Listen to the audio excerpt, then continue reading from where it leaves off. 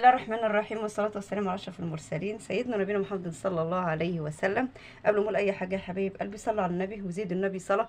اللهم صل وسلم وبارك عليك يا سيدي يا حبيبي يا رسول الله. يومكم مليان بالسعادة وبرودة من عند رب العالمين.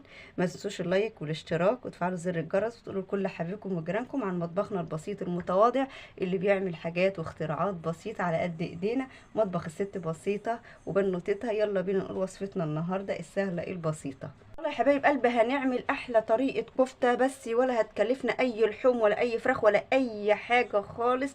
هتبقى سهله وبسيطه ومتوفره ان شاء الله. طلباتها عندنا سهله وبسيطه ونوع حلو وجميل، وريحته هتبقى في منتهى الجمال وطعمه هيبقى احلى واحلى. هتبهري بيها عيلتك وهتبهري بيها عيالك لما يجوا ان شاء الله يفاجئوا ان انت عامله لهم احلى كفته على الغدا بدون اي لحوم.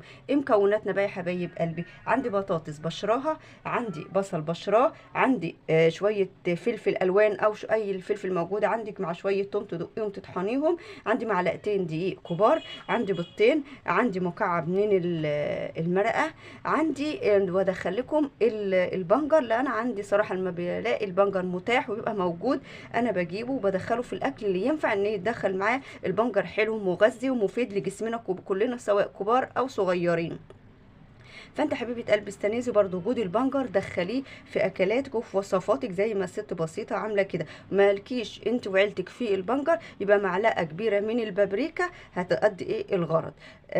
زي ما قلت لكم على مكوناتنا السهله البسيطه. هنعمل ايه دلوقتي؟ هنجيب بقى كده مكوناتنا الحلوه الجميله ده ونحطها على بعض. على فكره لو انت عايزه تعملي مكوناتك في قلب الكبه اعمليها عادي، بس ما تطحنهاش قوي. انا مش عايزه افقد منها الماده السوا، لان انت لما تطحنيها جامد هتضطر ان انت تصفيها، وانا مش عايزه اصفي المواد السائله منها خصوصا من البصل، لان الميه بتاعه البصل هتطعم لنا الكفته. فانا عشان كده انا بشرت. لكن انت عايزه انك انت تطحنيها في المطحنه زي ما قلت لك، ما تنعميهاش درجه النعوميه اللي تخليكي تضطر تصفيها وتفقدي الميه منها. يا حبايب قلبي انزل بكل المكونات كده بسم الله الرحمن الرحيم كده كلها كده اهو. بسم الله. بالمعلقتين الدقيق الكبار اللي هيربطوا لي الخليط، وهقوم نازله بالبيض.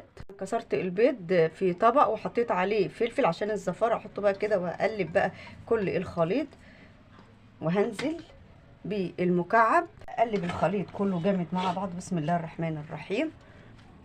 لميت الخليط بتاعنا زي ما انتم شايفين. انا طبعا حطيت شويه ملح متبهرين، ما حطيتش ازيد من كده مع المكعب والمكونات اللي انتم شفتوها. دلوقتي انا اعمل طبعا اللون ده اهو. هتقولوا لي اللون ده لون البنجر. انا بنجريه صغيره بس بشرتها زي ما قلت لكم. مش عايزين البنجر يبقى معلقه كبيره او معلقتين كبار من البابريكا تحطوها عليها. دلوقتي هحط الخليط بتاعنا في التلاجة من مده نص ساعه لساعه الا ربع.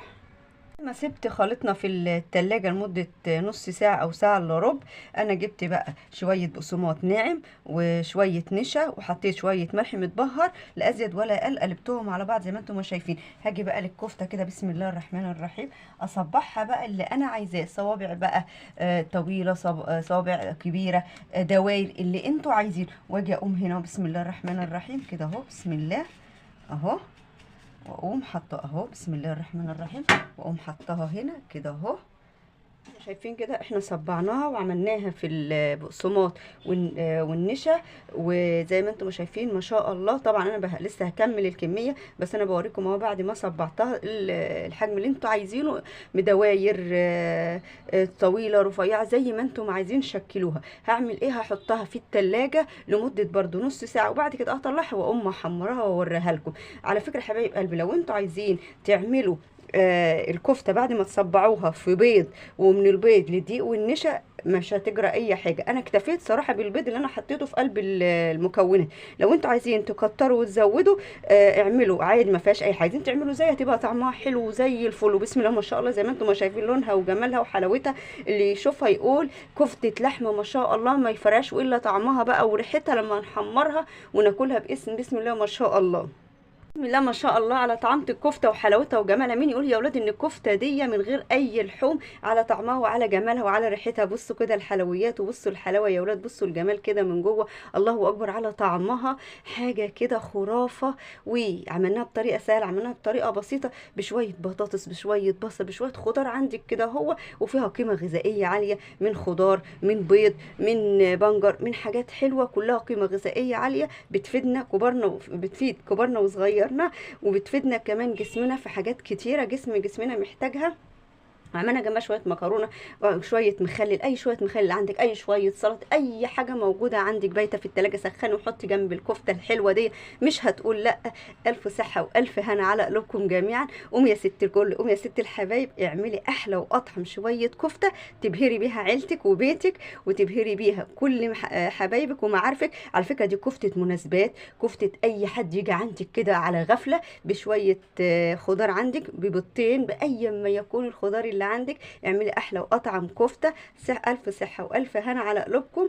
يومكم مليان بالسعاده وبرضا من عند رب العالمين. قولوا امين. ما تنسوش اللايك، ما تنسوش الاشتراك، وتفعلوا زر الجرس. وقومي يلا يا ست الكل اعملي احلى كفته عملتها الست بسيطه في مطبخها البسيط المتواضع.